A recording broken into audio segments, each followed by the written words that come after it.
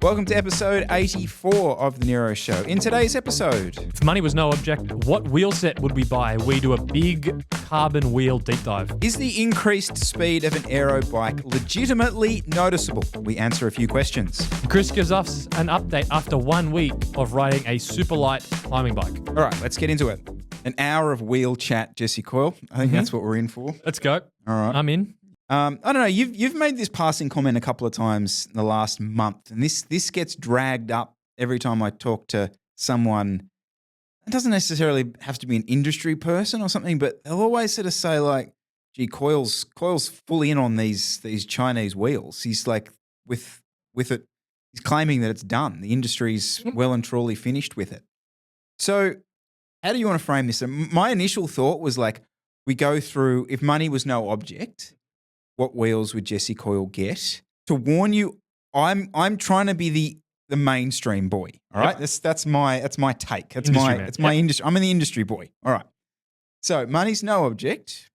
Jesse Coyle, what are we doing here? Well, you know how this conversation started was we were talking about the wheels that come on the TCR, the Cadex Max 40 new wheel set, and you were trying to sell. You were almost trying to. I was shilling you. You're trying to shill me on, sort of tell me, this was the new thing and why actually it's, probably worth it. And I went through the specs. I just think compared to what you're getting direct from China, this wheel set, even though it's new and it's just been released still, that doesn't make sense to me. Let's go through this wheel set in particular. And then I'm going to give you the wheel set. If money was no object, I just wanted a wheel set. It would be a name brand wheel set. But let's just leave that one. But let's just skirt around this Cadex set first. So just been released. Firstly, the price in Australia, $6,800 retail price for this wheel set. I think that's it's just under $4,000 for this wheel set. And so, what are you looking at with these wheels? Because you thought they rode pretty well, which they do. I mean, they're perfectly fine wheels. 40 mil depth. Outer width of 28 mil external and an inner width of 22.4. Now, we're going to bring that up a lot of the time because the internal and external width of the wheel sets, as Chris is full Kool-Aid on, and I'll also agree on it, it's pretty important. It means you can run wider tires without suffering the aerodynamic loss, and it just stretches your tires out a little wider and makes them roll faster, keeps them aero. You want wide. Now, you have to look at that because if they're narrower internal and external, it's easier to make them lighter.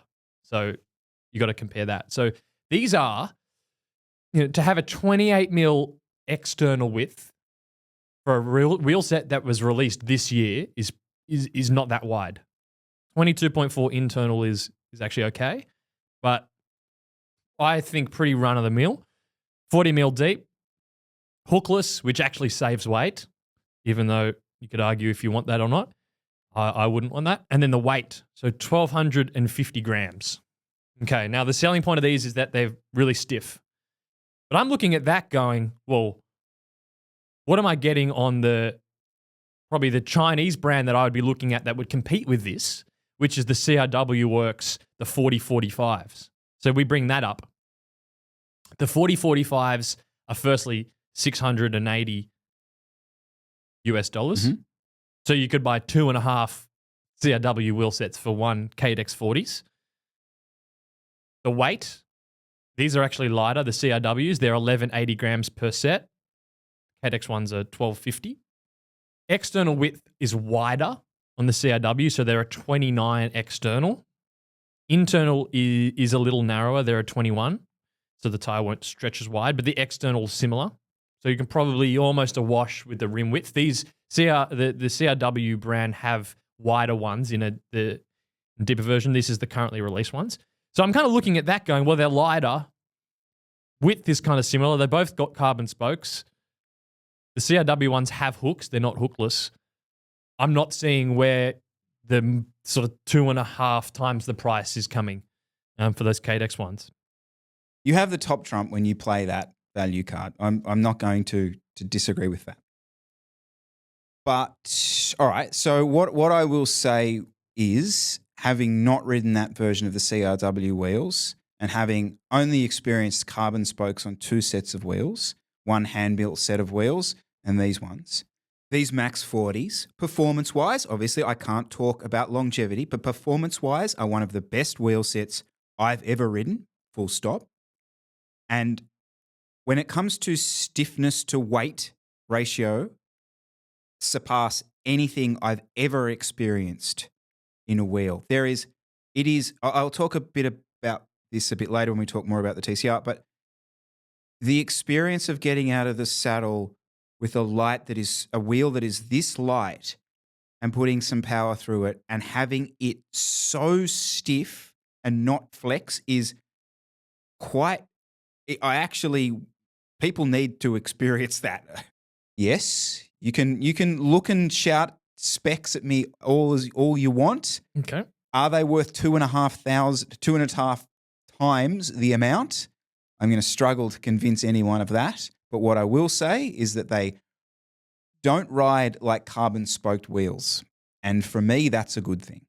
Fair enough. Honestly, I don't know what else you want me to say because you've got the trump card there of like, yeah, they're 2.5 times the price. What am I going to say? That they ride better, so therefore they're worth that? No. I mean, that's almost impossible for me to say. I can also sit here and say things like, these wheels, all mainstream wheels will have gone through vastly more testing. They have more impact testing than a little known brand. Okay, CRW is probably not that little. Well, no, it will be. I'm sorry, it actually will be when it comes to most brand name people. It'll be a little known brand. Okay, Cadex, big name brand, whatever. Envy, big name brand. You've got that behind you. Also, then you can.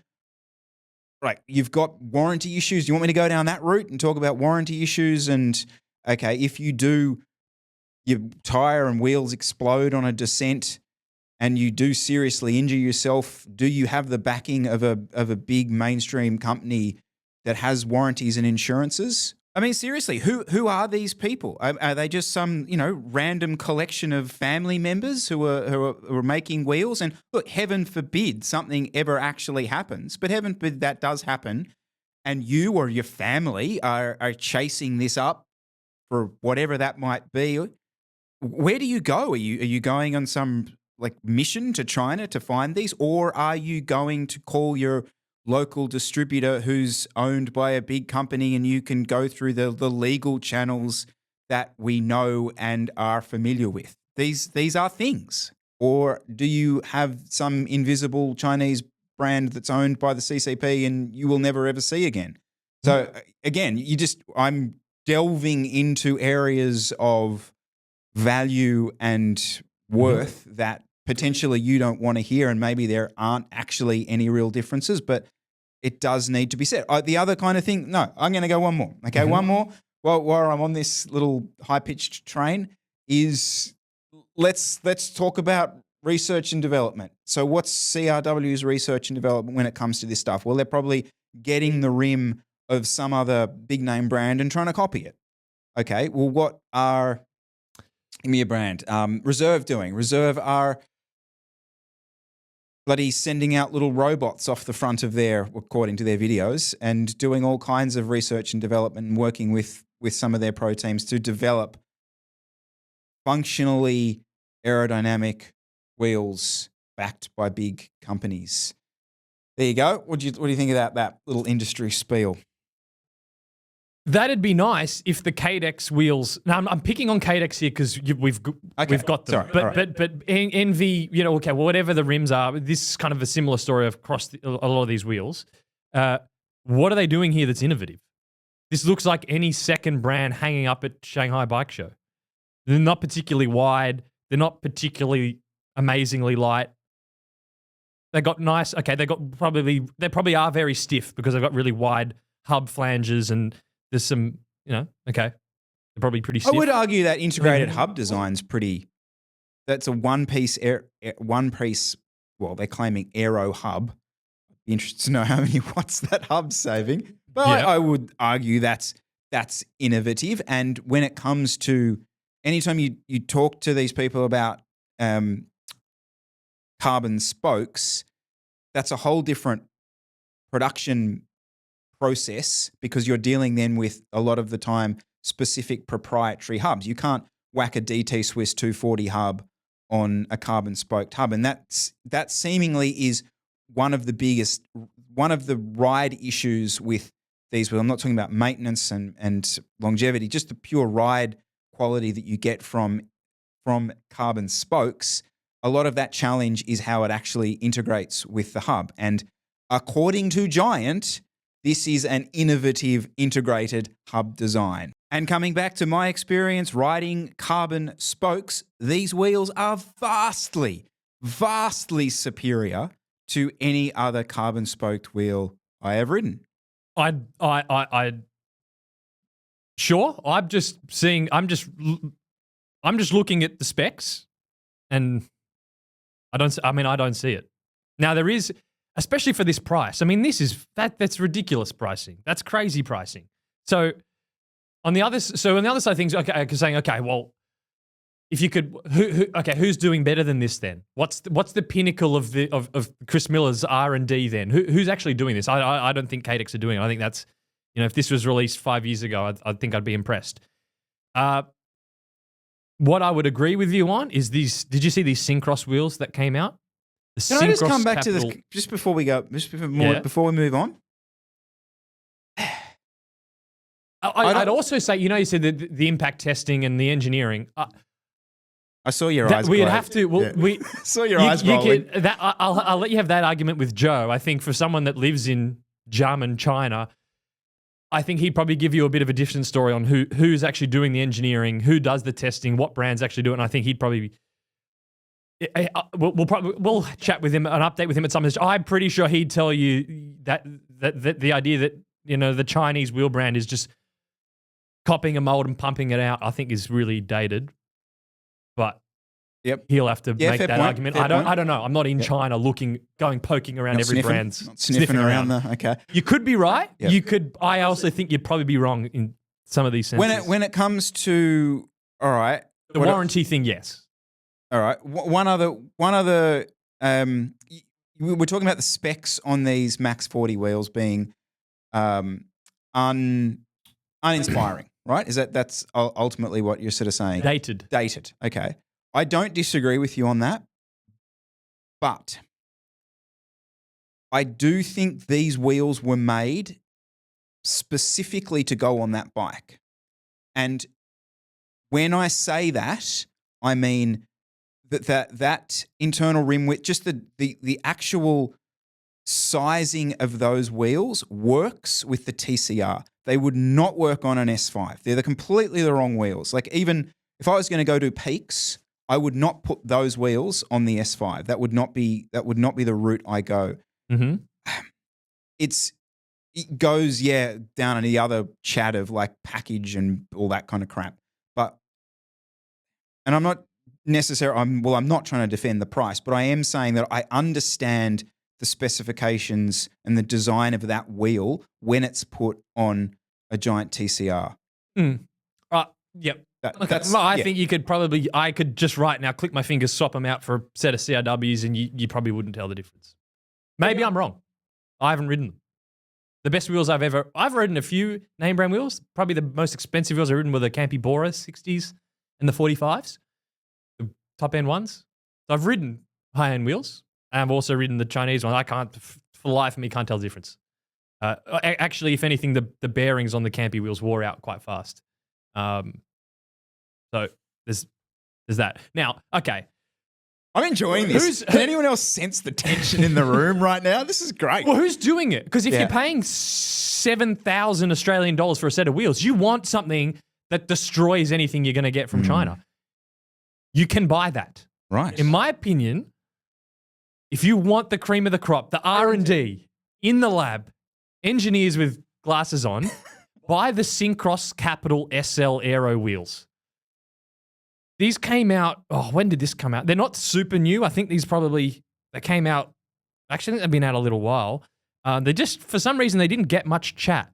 So these, I think they're all one piece from the hub through the spoke to the rim.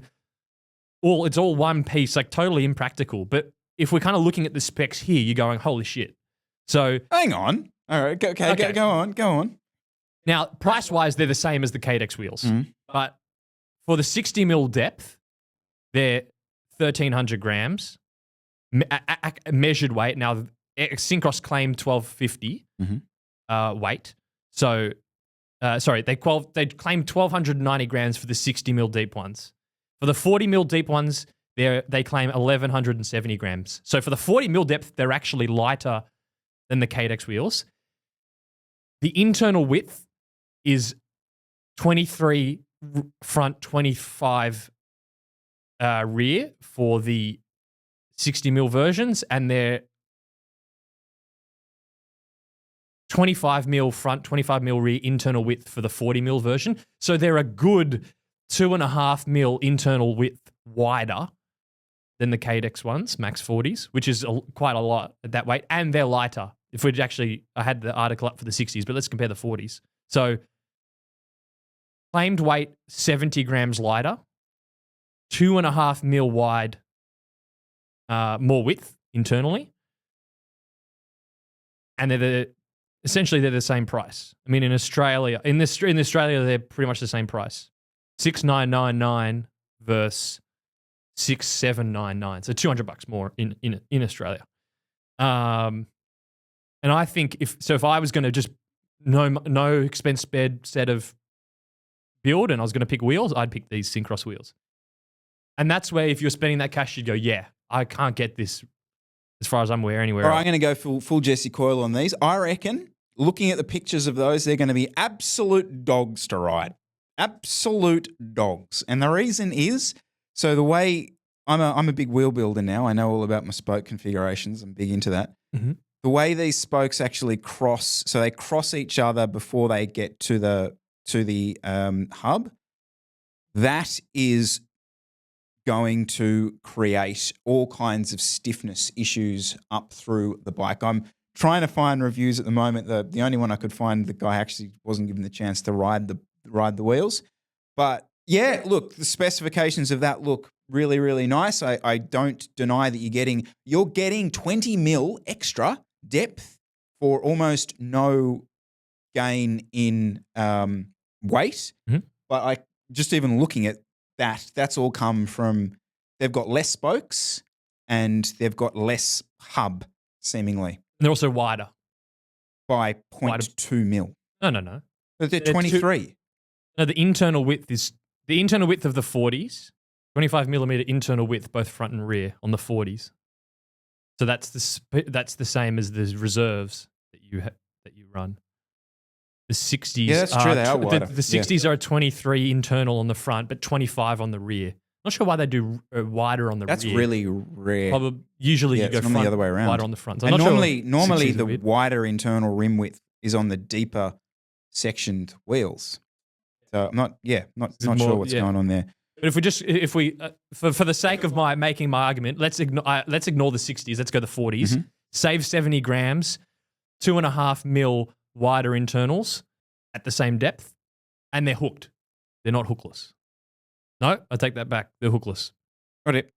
Bugger. Got it. Damn it. That would have been the three. So I had two. They're lighter. They're wider. I think, I hope these things have hooks. No, okay. Well, I can't make my point then.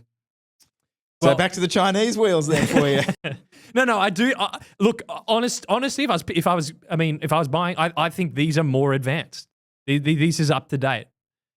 And so that's what I'm saying. If you're paying that much money for a Western brand wheel that apparently has all these engineers sitting around redesigning them, you want something that you can't go and buy for $2,000 US from Panda Podium. And the Syncross look like they've done it. Look, this is I haven't catalogued every wheel and sort of gone through and compared them all. These ones, this is just a chat. This is just what came to mind. And you are trying to find a wheel that has some sort of advanced, specific technology. We want the wide internal rim width. Okay, we're in this carbon spoke game at the moment. We're having a bit of a look at that. 1,200 grams is the new 1,400 grams, seemingly. So yeah, you're kind of playing in that. But to me, the jury's still out on how these spokes are laid up and how they interact with the hubs. And as I said in the beginning, I've only experienced 2 of these wheels. One were dog shit to ride because they were really, really light but outrageously stiff. and then uber expensive top tier wheels, which are doing something else with the hub, which are quite nice to ride. I just think the jury's out on how these cost. How they cost $6,800 Australian from Cadex, which is a giant brand, which is usually better value. I don't get it. That's again not gonna try and justify it, but how about I say this? So when we're talking about Giant in the past, we've been criticised by Giant and Giant owners by saying, "Oh, it's just a Giant." Well, one of the reasons we say that harshly is because the products are they're good value. They're just good, solid, bloody value. Okay, they make something which isn't value at all. Okay, you're arguing that it's not actually even that inspiring technology-wise. I would argue it is. Okay. It's outrageously expensive. Maybe if this was Factor, you'd be like, it's Factor. Yeah, whatever, top tier premium stuff. This is Giant, maybe trying to play in that field. Let the kids play, as far as I'm concerned. I'd love to say that, and I'd love to like come out and be like, yes, Giant, like go the full almost prototype sort of level, which those Syncross wheels kind of look like a prototype. That's how advanced they look. But when you come out and do and sort of appear like you're doing that, like release these super amazing new wheels, look at them, they're $7,000, woo! And then you actually go through them and you're kind of like, ugh. I think that's I think it's appearing to do that, and I think it's a bit of a letdown. Does it matter that Jayco are riding these wheels? Mm-hmm. I don't think anyone else is riding carbon spokes. So the team's riding Scott's. So they're riding Shimano wheels. God, they're even. I mean, the Shimano wheels are like, what are you doing? But yeah. And they're not sponsored. They're buying those. That's bizarre. I off the top of my head, I don't think any of the other teams are running carbon spokes other than Jayco on these TCRs. Envies don't. Reserves don't. Yeah. Any of the Shimano teams don't. Yeah. And Reserve have doubled down. They've just released a new. Actually, can I just mention that? So Reserve have just released basically the Chris Miller wheel. This is the wheel I've been calling for. So it's what do we it's got? a Reserve 4249, right? So 50 at the rear, 40 at the front. Hooked 35.4 mil internal front, 24.8. What did you say? In the front? 25.4 mil Wow. at the front, That 24.8 at the rear. The mountain bike wheel. They are recommended tire dimensions 29 to 40. So this is I'd be putting 32 straight on this. So if you built these up with DT Swiss 240s, you'd be looking around the 1,300 gram mark for them, and that's not carbon spoked. It's external nipples. They do say that, yes, you're giving away a couple of watts for external nipples, but if you snap a spoke, you can replace it. And I don't want to go too industry Kool-Aid drinking, but I do think there's something in the turbulent air thing. I rate it, and I do think there's something in it. Can I just also I just don't know if your launch. I'll just interrupt you there. The other thing with the reserves, firstly, yeah, the external nipples and the steel spokes. I mean, they even say it here. They're more workmanlike, so they're making a point of the fact that they still have hooks, no rider weight limits, and you can replace the spokes. So they're obviously going to be heavier for that, but they're also usually not that expensive.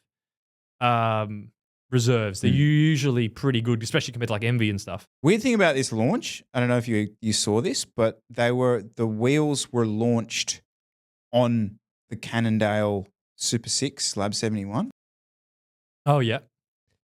I mean, I get that Pon own Cervelo and Cannondale, but everyone refers to Reserve as Cervelo's in-house brand. Yeah. I thought that was a bit, I haven't seen Pon be that? Oh, we have our fingers in all these pies before. So I don't know. It was just kind of something that was. So these are their newest wheels, the 4249, with the top level hub, the DT180. That'll get you the lightest build, which they're saying comes in at 1,341 grams if you use that hub. Is only $2,500 US, which is relatively cheap in the top end, well tour ridden name brand wheelset game, which is kind of interesting because Cannondale aren't really, I guess their mid-level ones are, but the Lab 71 is the same price as an S-Works.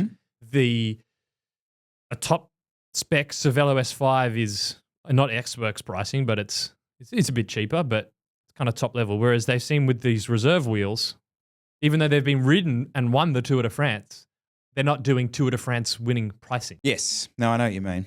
Yeah. No, I respect. See, and okay, if I was doing a money no object build, I'd probably pick those Syncross wheels over these reserves. Actually, well, they got hooks. See, the Syncross are hookless. That's a question.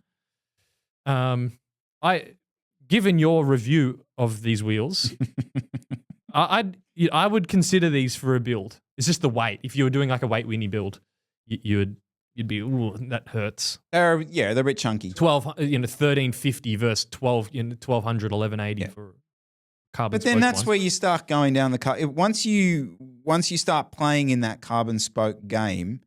I mean, this is coming from someone who, okay, if my spoke's breaking, it's not like I carry spare spokes around with me and I'm going to be able to replace it. But at least it's not sending the wheel back, and that's it, all over. All right, so ultimately, what is it going to take to get Jesse Coyle to buy a mainstream wheel brand?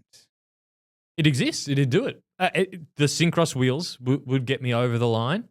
The reserves, I think that'd depend on the build. The weight still gets me on the reserves. I know they're wider and the Aero, the turbulent air thing.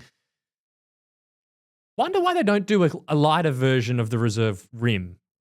You can buy the rim only. See, that's what I do. Okay. Wow. I'm going above. Let's go above Syncross. So you're going next level. What I'd do, I'd buy the reserve rims and I'd take them to it because you can do that.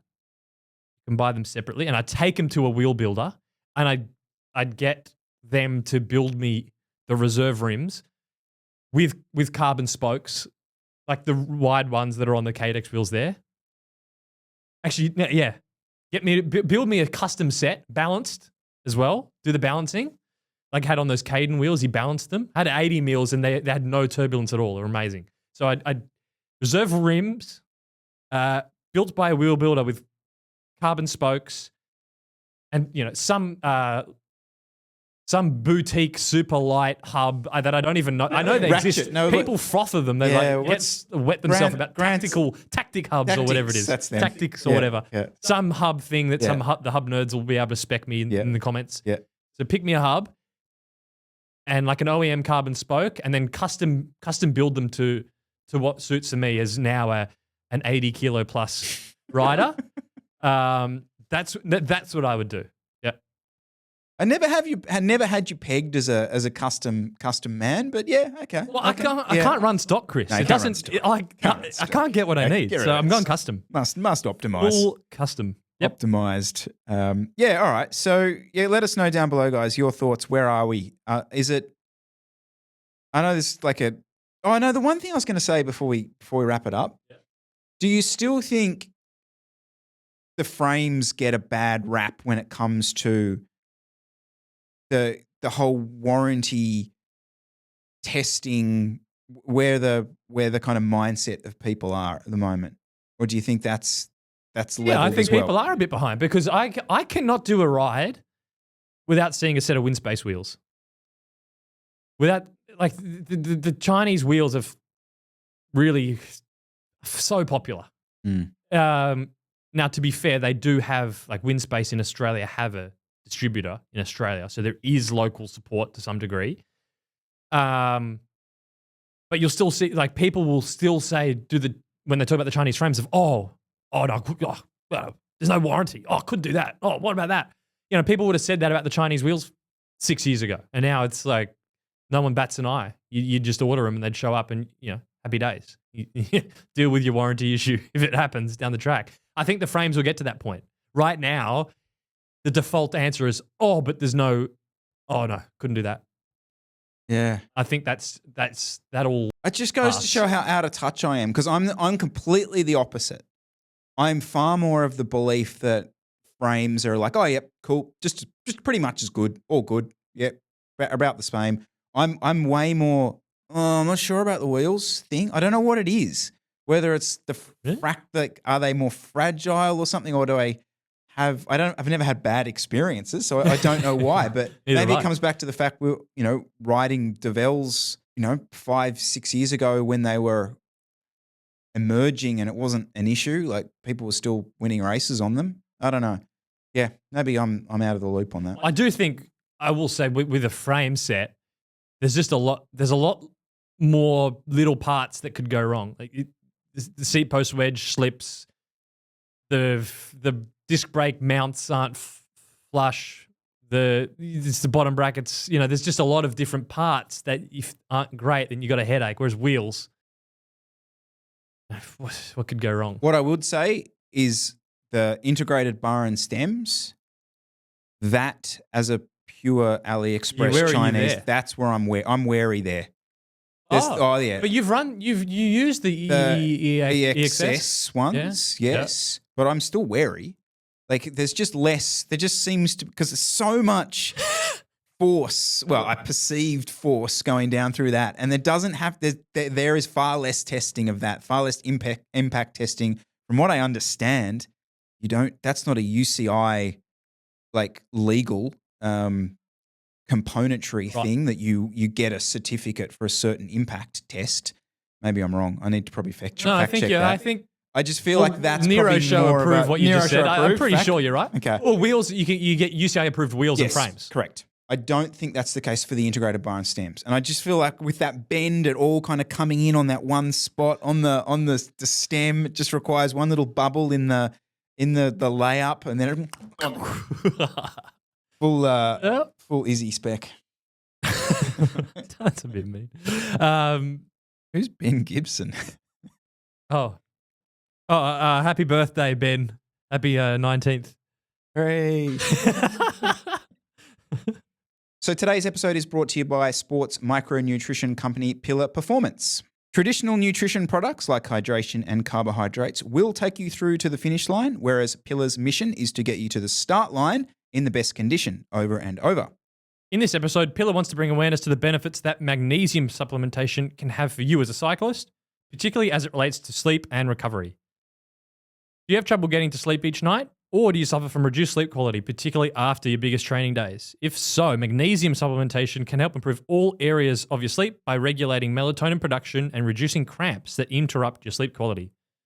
Pillar's Triple Magnesium is a 300 milligram blend of absorbable forms of magnesium that tastes great and is informed sport batch tested to be free from banned ingredients. If you would like to try Pillar today, get 15% off by using code Nero at pillarperformance.shop, or for North American listeners, head to thefeed.com/pillar and enter code Nero for 15% off. Can we do a subscriber question? Yeah, what do we got? This is hitting. I haven't. You haven't seen this? No. All right. So it's unfortunate it's not an audio one. So okay. It's, yeah. He didn't want to. But anyway. Okay. You want to do a voice? Keeping dark. What is he? Yes. Anonymous. I'm legit considering a full aero bike. Haven't ridden one before. Is the increased speed legitimately noticeable? No, it's all bullshit. Get a do it all. Just get a gravel bike, put road wheels on it, and just shut up. And don't pay more than $1,000. Get a $1,000 secondhand gravel bike. Head to the tip. It does it all. Don't worry about the watts, and just be happy.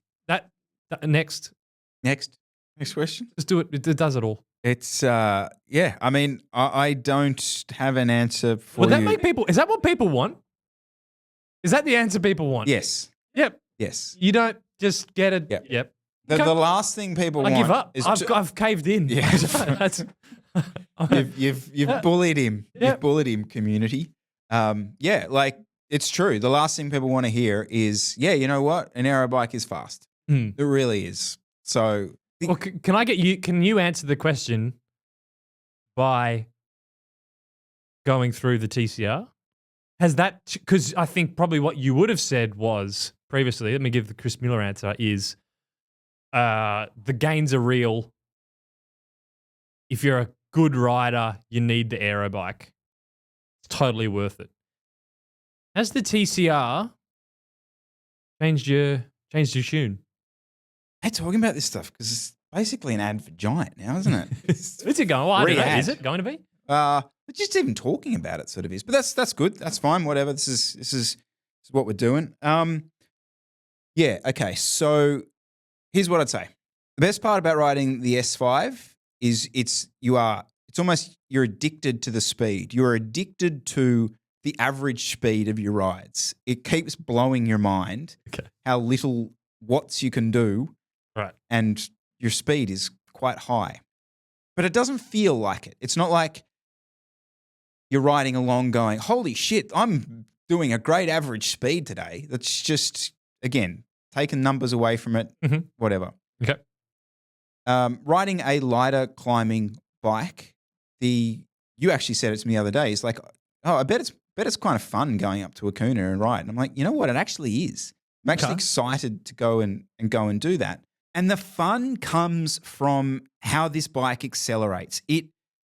It's hard to describe, but it does bring back that joyous, whoa, like here we go. Like you just get out of the saddle and it sort of goes a bit, and it's every time you slow down and start. And so, we ride where we ride a little bit in the city. So obviously you're doing a bit of that even at traffic lights and stop signs and things like that. And it does. It changes your expectations of it. It's changed a little bit of the way that I even go about my normal sort of routes. I'm very normally set about I've spoken about this in the past. Like I'll ride a certain, almost like a monotonous power up and down climbs and rises and that sort of thing. This has like challenged me a bit on that.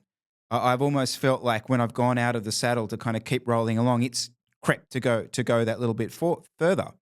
So would you feel the difference between the two bikes if you're just purely talking about the actual feel of riding? I don't think you will. I don't think you would. In fact, the weird part is I do think you would actually feel like you're going faster on the lighter, less aero bike. Because it's not as though you can tell the difference between 38 k's an hour and 36 k's an hour when you're trucking along at 220 watts. Like that's just the difference. You will notice the difference when you get out of the saddle and snap for a little bit and you're, oh, that's nice. I get that. Yep.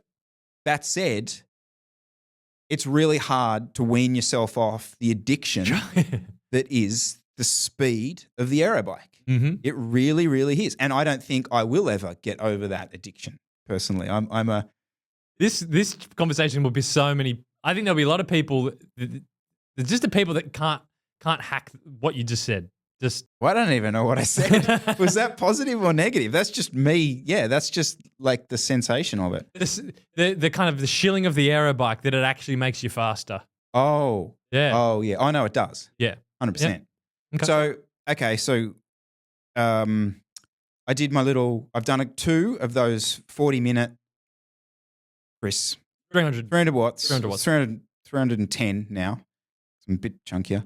And yeah, so that was just under 40 k's an hour. Now you will appreciate that southerly, bit cooler, slower conditions, but we've done enough of these efforts to know what happens here. When you've done a bazillion laps, a literal zillion of the same loop, you can, yeah. And this is putting the TCR in an environment that it's just not designed to do this. Yeah.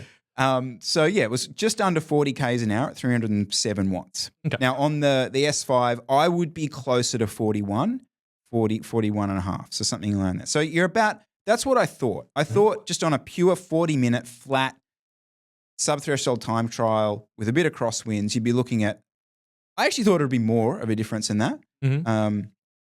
Kilometre an hour, that kind of thing. Deeper wheels on the S5. Oh, it's It's not like for like. But the other thing is climbing. So again, hopefully next weekend I'll be able to do some actual climbing on it. But yeah, so I did some climbs, Sydney climbs, which are like 6, 7, 8 minute climbs. It's not any faster than that. It's not any faster. But what is different is all of a sudden I've turned into someone who halfway through a climb gets out of the saddle and decides I'm actually going to sort of try and get on top of the gear over here instead of like the classic Chris just sit and grind away at a number type thing. It kind of changes the way you do that. The result was almost the same in terms of the actual like timing of things. But yeah, so I think what you really should just do is buy an SL8. Best of both worlds. Best of both worlds. Aero and light. SL8. S-Works. That's... I will say... Or a Lab 71. A Lab 71. That's, Aero and light. Yeah, absolutely. You win it all. I will say riding a lightweight bike does turn you into a weight weenie though. And like all of a sudden I'm like, oh, don't think I'll ride with a saddlebag. Do you know what I mean? Double down. I'm like, there for like a year. If you're on your S5, you're like, I might wear the Aero. loading shit on it. Like, I might wear the Aero socks. Well, that's... So you double down the other direction. Oh, I might run Jersey Knicks. Might put the Nero suit on. Hadn't looked at it that way. Yeah. But I'm like putting like 5 canisters in the S5. I'm like, I don't give a crap. Just weigh it up. But yeah, I'm probably running the full... I'm getting full Aero for that. Yeah, I hadn't thought about it that way. Nice one. The only other thing I'll quickly say is I didn't realize, so a little bit just on the SRAM stuff. You mentioned this last week, but it didn't actually dawn on me. Well, it did dawn on me, but it didn't actually sort of resonate with me that much, that the power meter is in the chain rings. So I thought, oh, okay, I've got the wrong chain rings. Well, I fucked up. I stuffed up. I wanted different ones. I shouldn't have got the 50, 37. I should have got the 54 or the 52s. So I was thinking, okay, I'll wait around and then be able to swap them out. Nah, it's not a swap them out situation. It's an expensive swap. It's not a just swap them out for a different chain ring. So, as much as I appreciate SRAM doing the ecosystem thing. Yeah. I heard, you might have special connections. I heard getting the bigger chain rings above a 50 is like a sort of a special order sort of deal. Well, that was because they were not in the press release. The press release said that it was 50s. So I'm told they're aftermarket purchases, which is what we said last week, but I don't know what that really means. Yeah, so that's go to your shop, they speak to the higher up, up the chain, that's off to a factory somewhere, and then at some point in time in the future, you get a new set of chains. I would imagine, like what normally happens is when you're buying this in the first place, that discussion's already happened. So do you know what I mean? Yeah. So, well, not if, because they'd have the group sets in stock. Yeah. I'm pretty sure they don't just have all the chain rings in stock. That's true. You'd have to, so that's flying separately, but it's just kind of annoying. You're paying $6,000. Why do you have to wait for the chain rings? And then you've got the power meter, so that means you'd have to. So you have to go. You're going to have to go. If this was your bike, you bought, you would have to buy another power meter. Firstly, you'd go crawling back to your bike shop saying, do you know how I said I wanted the 5037? Turns out, yeah. So I should reiterate, this is coming from someone who stuffed up in the first place. Like if I just actually selected the right chain rings in the first place, I wouldn't be having this discussion. It's more that I'm just so used to, in the past, chain rings, I'll change the chain rings. Yep, no problems. Oh, it's actually 5 times the price now to change the chain rings. It's like the integrated bar and stem thing. You just have to get that right the first time. Are you just replacing the chain rings and the spider? You are, aren't you? Mm-hmm. So you're leaving the cranks. Mm-hmm. Okay, so you're not having to buy a whole No. crank. No, it's that spider. Yeah, the chain ring and the spiders. Yeah, it's one like chunk of metal. Chunk of block. Yep. Okay. Yeah. That's kind of annoying. Yep. Bring it back to old mate. Yep. Okay. I'm legitimately considering a full aero bike. Haven't ridden one before. Is the increased speed legitimately noticeable? My answer now is no. It's not legitimately noticeable. It's legitimately real, but it's not necessarily noticeable. Mm-hmm. If that makes sense. It's real. In fact, there are numbers that say that it's real, but it's not noticeable if you're just riding along. Unless you're riding next to someone who's also got an aero bike and they're riding away from you, then it's noticeable. Unfortunately for this guy, what choice does he have? Mm. Get a non-aero bike. All you're ever going to be wondering is how many watts you're losing anyways. Once you've gone down that rabbit hole, you're getting an aero bike. You have to. Because what if you don't buy an aero bike? What if you do buy a TCR and it's really fun to ride? Well, there's going to be any other ride you do, you'll be sitting there going, oh, actually, how many watts am I? Should I got an aero bike? Just get the aero bike. Yep. Get an aero bike. And once because you end up on Tour Magazine, and you're like, oh, hang on, 15 watts. 15? Yeah. Where did that go? Yeah. Oh, just nowhere. It's just you pushing through the air. Yep. Oh, okay. Fair enough. New tires. We got. I'm out of equipment. I'm done with equipment.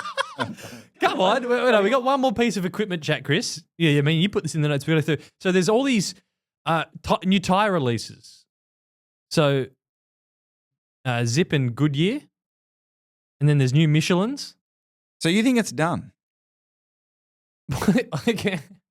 Are any of them faster and more puncture resistant than a GP5000? Well, this is So what's the selling point? that they're faster and more puncture resistant than GP5000. Yeah, and but lighter. it's so easy to just kind of disprove that, like because they just test the rolling resistance. They go, nah, it's actually 2 watts slower. And what's the froth in buying a? People get around tire brands. They do, especially like the motorsports people.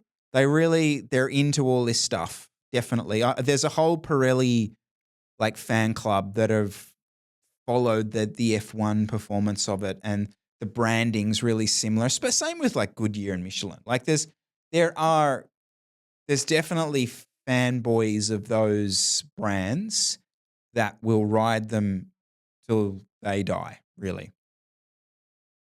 I would actually. Oh, here we go. There are exactly 3 options, all intended with more everyday performance use in mind, rather than being a race day only product. Okay.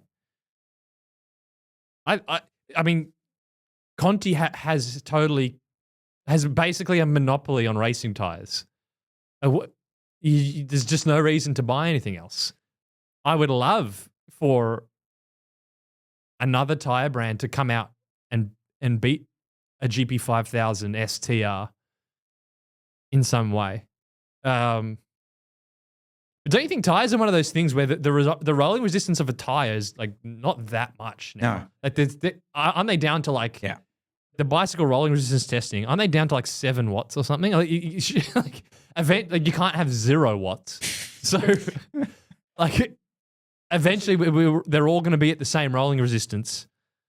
And we'll maybe then everyone else will have a time to catch up. I would say that this was always going to be the next step, especially for the hookless brands. That, I mean, obviously Cadex have matched their tires to their hookless wheels and can therefore, stand behind the safety element of that. And clearly that was Zip's next play here, and that's what they've done with Goodyear, partnering with a tire brand, and that's what you're going to do. You're going to get Zip wheels with the Goodyears, et cetera, et cetera. I get that.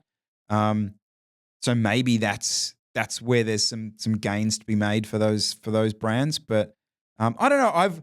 I've always had a soft spot for Pirelli.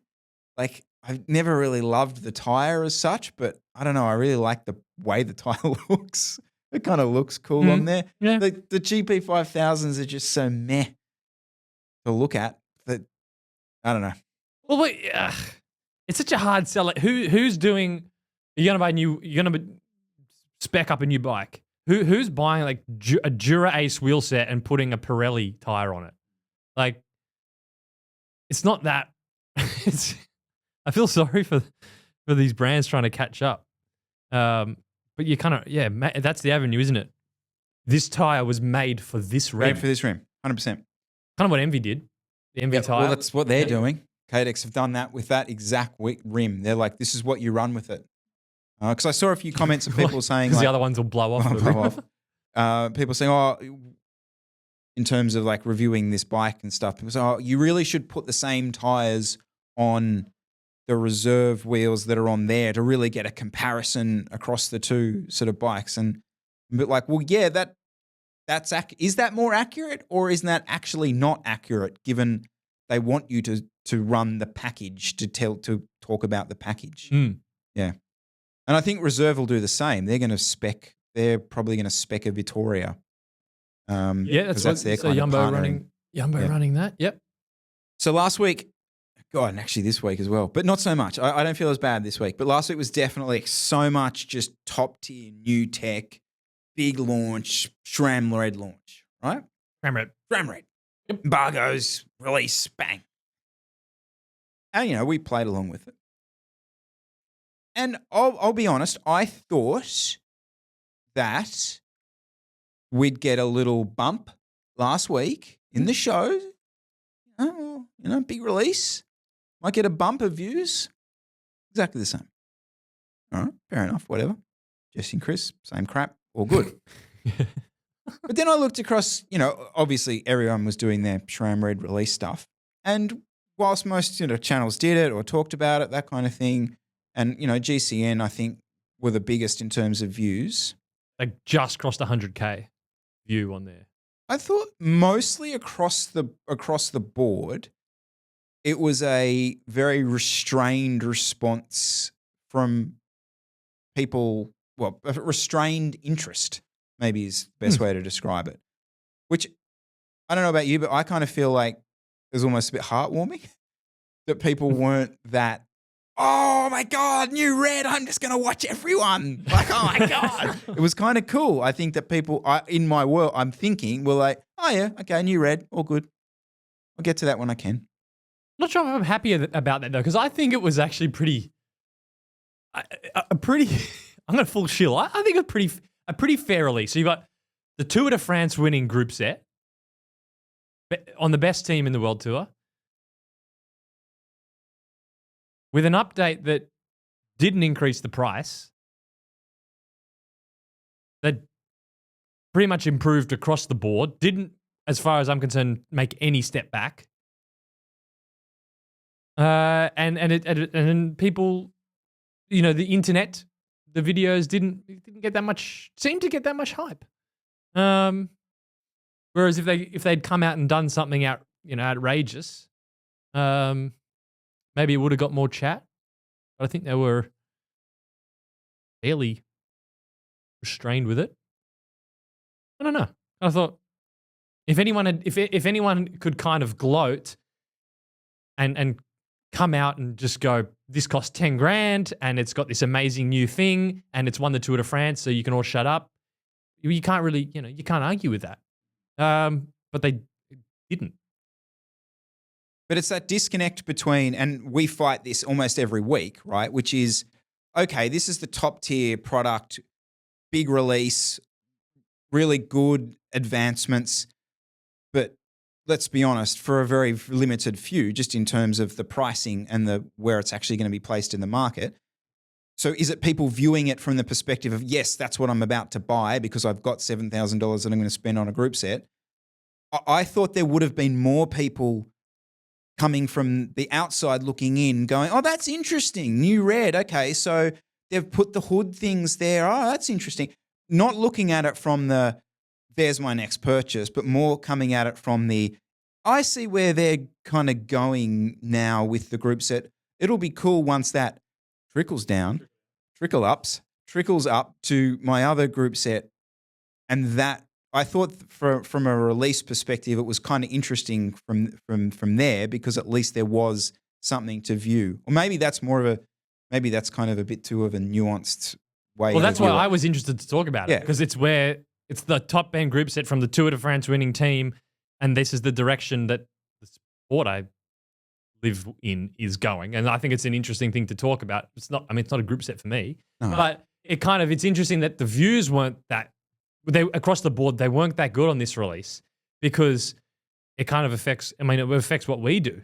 And in a good way, I think, on YouTube, because even this example with you've got this TCR, which you're riding, so we can share. It's just interesting climbing aero bike just to get your experience of it, get you off the Kool-Aid. And you're kind of thinking, well, the TCR is a very popular bike. It's a top top spec bike. That should get a lot of views. Well, I think the tide is kind of changing there. Be interested to compare in an example of how many views would us talking about a SRAM Red release get versus a new L2 group set release. You know, we can speculate what that might be. But then also Chris's experience riding the brand new TCR. And you kind of think, whoa, that'd be good to put. You know, that's going to get views. Or if we had Chris riding the new Big Rock climbing frame. And then traditionally you'd think, well, that's not going to get as many views. The TCR's a way bigger name. Giant's a way bigger name. That's going to get clicks. I don't know. I feel like I honestly would think if we were doing the same experiment, but you were riding the Big Rock and we were using that as the sort of thumbnail title theme of a show, could potentially match. True, but I think the narrative of how you would talk about each as well. So, for example, like if my impression of the Giant was shit, and we doubled down on that in the just show, that would, I reckon, trigger. And the flip side is if the Big Rock was, oh my God, this is the best bike I've ever ridden, again, that would kind of trigger. Whereas the flip would be the same. Like if I'm saying that the TCR is the best bike I've ever ridden, oh, whatever. Yeah, that's our problem. So you kind of like it. Yeah, so we've done ourselves a disservice. We've towed the line. Yeah, bugger. I know. I think it's. I actually, as much as I think the new SRAM Red was a fair release and fine. I think it's going to be cool for us that we're kind of getting the same views and the videos get the same views no matter what brand we're talking about. Well, I'm personally far more interested in what your experience on L2 is going to be than whether Chris's bonus buttons work on his new SRAM Red. Like I'm way more interested in that. Yeah. Because I go too much into it, but like there's just so many sycophanty SRAM heads and Shimano heads out there that'll tell us all the workings behind the bonus button and how it's ergonomically amazing. You don't need me saying that it works to move the needle, but Jesse Coyle getting on an L2 group set and riding it for a few months, like I'm truly fascinated. Okay. All right, Jesse, before we go, quick mention about the kits. Yeah. So Nero Suit went live last week. More than half are gone. So if you want one, go and get one now because when they're sold out, I don't know when I'm going to do another order and it could be months. So, I had a very nasty Friday backing all those, but that was really good. The support's been amazing. Nero Suit, every size is still available, but there's not that many left. There's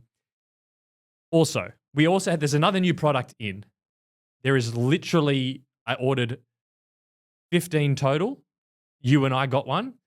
So there's not many of these. Now that Chris said, I want to run Nero gear. And so this is a windproof long sleeve. So it's basically, think of it like as you would run a gilet. So you dress in all your normal kit. It's a bit windy, a bit nippy out. So you put on your gilet. Well, this is basically that. So it's windproof material on the front. It's more breathable material on the back, but it has full sleeve. So that comes all the way down the sleeve. So, Chris, this is yours to run. We're coming into winter here in Sydney. You need something to keep the wind off. So the specs and more photos and stuff so you can check that out. I've actually never had a piece of kit like this. All I've ever had was winter jerseys and gilets. So this is actually new to me. So if you're in a cool climate or want to prepare for some cooler weather, the Nero, what should we call it, Chris? The Nero wind beater. Wind beater, yes, I like that. Not the wife beater, the wind beater. The Liggett. It's the long gilet. The long gilet, the Nero Liggett. Yeah. Is there. There's a few of them in stock. So check that as well if you do your order. And that's about that. Awesome. All right, we'll drop those links down below and we will see you next week. See you then. See you guys.